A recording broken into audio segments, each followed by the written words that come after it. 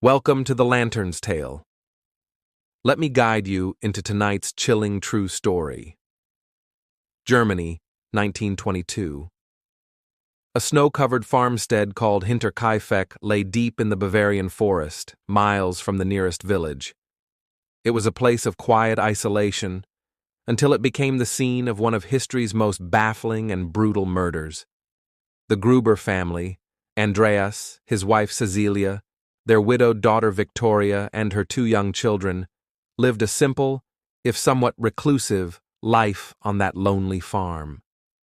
Neighbors spoke of them in hushed tones, whispering of family disputes and dark secrets. Even so, no one could have foreseen the horror that was coming.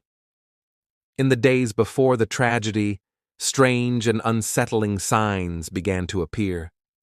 Andreas found a set of footprints in the snow, leading from the forest directly to the farmhouse. But there were no footprints leading back. Inside, he heard footsteps echoing in the attic, as if someone was watching from above. Tools vanished from the shed, and an unfamiliar newspaper appeared in the kitchen. The family grew increasingly uneasy, but said nothing, afraid of drawing attention to the strangeness. On March 31st, a new maid named Maria Baumgartner arrived at the farm to begin her work. She had no way of knowing that her first night at Hinterkaifeck would also be her last. Later that evening, one by one, the family was lured to the barn. No one knows how they were drawn out, perhaps by a noise or a familiar voice. There, in the cold, dark barn, they were each bludgeoned to death with a mattock, a heavy, sharp farm tool. First Andreas and Cecilia, then Victoria and her young daughter. Little Joseph, the baby, was murdered as he slept in his cradle. Maria, the maid, was killed in her small room. For days, the farm appeared normal from the outside. Smoke still drifted lazily from the chimney. The livestock were fed, and the dog barked at passing strangers. Neighbors thought nothing of it at first. This was a family that kept to itself.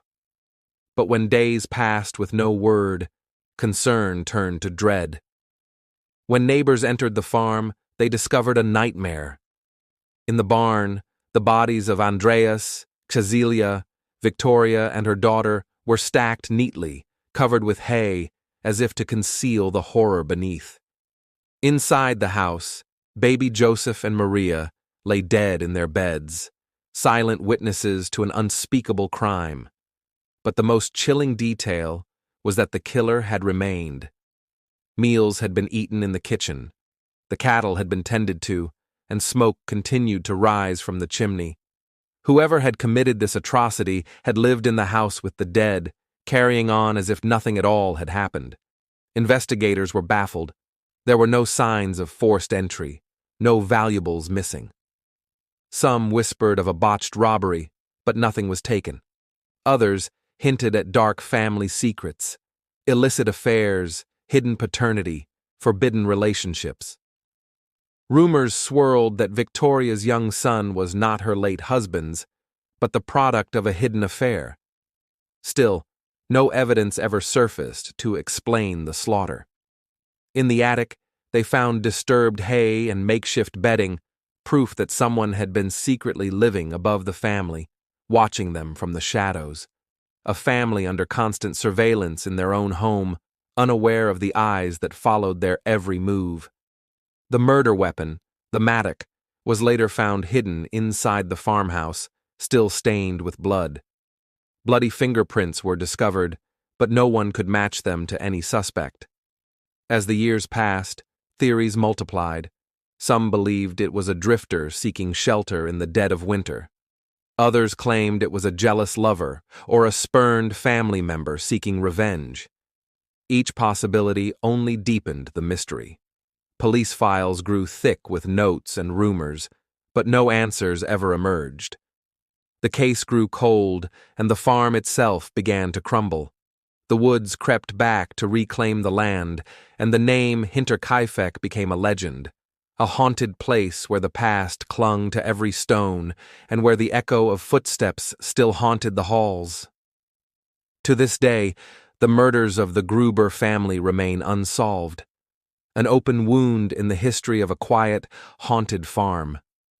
A family's final moments echo across the decades, their voices lost to time. Some say the answers lie buried beneath the earth of that lonely Bavarian hill. Others believe the killer was never found because he never truly left, his spirit bound to the shadows, forever watching. For the Gruber family, and for all who remember, the mystery of Hinterkaifeck endures. A chilling reminder that even in the most isolated places, darkness can find a way in. Thank you for listening to The Lantern's Tale. If you enjoyed this true story, join us next time, if you dare.